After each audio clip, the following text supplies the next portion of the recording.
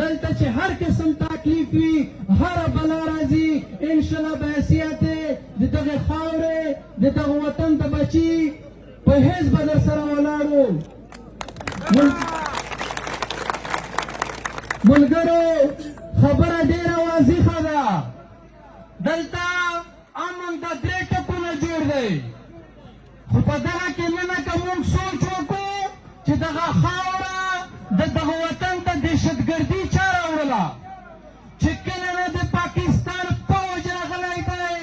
چې کله نه د پاکستان فوج په دغه پاکه خاوره باندې خپل قدم یخ کړی دی دی په خپل پاتلون کې دهشتګردي راوړله څوک د ګوټ په نامه څوک د بیټ په نامه باندې هېڅ نور دلته طالب نشته دی دا د پاکستان د فوج بیچ روم دی تصویب ورغی د دهشت دلته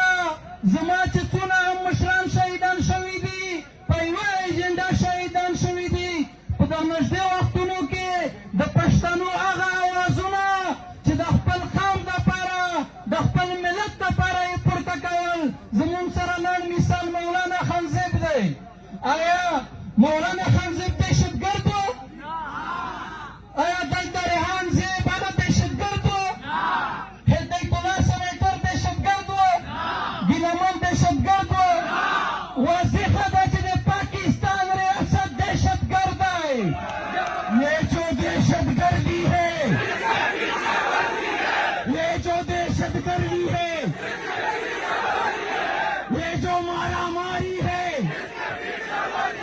یہ جو مارا ماری ہے یہ کرنل جنرل یہ کرنل جنرل یہ کیپٹن میجر یہ کرنل جنرل خبره ډېره واضحه ده مولانا زموږ ډېر تکړه مفتي منیر شاکر چې د دغې خاورې اواز و تاسو ته یې امن غوښت په خپل ناموس باندې یې زړه بد و چا شهید کړ په سره ورځ باندې شهیدان شوی دی زموږ ولس دلته د مشرانو خبره وشوه په بجوال نه واخله تر وزیرستانه پورې 1800 کسان زموږ سپین ږیري زموږ مشران شهیدان شوي دي څوک د جاسوس په نامه څوک د غدار په نامه مونږ واضح ورته ویلي دي چې دا د پاکستان ایسایي د پاکستان امایي دا وجراتي ادارې دي د پښتنو مشران دغه شهیدان کړي دي د طالب په شکل کښې ملګرو پوهېږو مونږ چې زموږ په وطن باندې یو بل جنګ را روان دی د چین او د امریکې خاوره زموږ تاسو ولې ورته خوښه کړې ده دلته اوس په سره ورځ باندې دلته دهشتګرد راځي 200 کسان ګرځي هلته په باډر باندې څونه خرڅه وشوه په باډر باندې څوک ناست دي د چا چوړی دي په د غرونو باندې څوک ناست دي څومره چیک پوسټونه دي آیا دغه خلک اوس هم دی ته ړانده ښکاري اوس هم دی نه دي واضح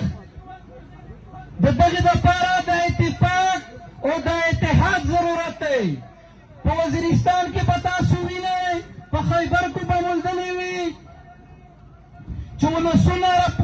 راپاڅېدلي دي د دغه ریاست په خلاف باندې هلته انشاءالله اتحاد روان دی په وزیرستان کې څه شپېته کسان مشران چې د هرو تابر د هرې قبیلې دي انشاءالله دلته بجاور ته هم راځي دلته به هم ورته مشوره کوو انشاءالله امید ده چې د دغه دهشتګردي یا د دغه ریاست دا آخري جنګ دی په دغه خوره باندې نږدې وخت شوی دی میشت اوس د خورې نه دا پنجپای وځي خو د اتفاق ورته ضرورت دی د اتحاد ملګرو وخت هم کم دی خپلې حوصلې خپل همت به نه بایلو انشاءالله شاپه نه راباندې مقابله کوو دلته یوه کس خبره وکړه چې په دغه خاورې د پښتون قوم ولس رهبر نه لري آیا منظور جان به تاسو نه هېر دی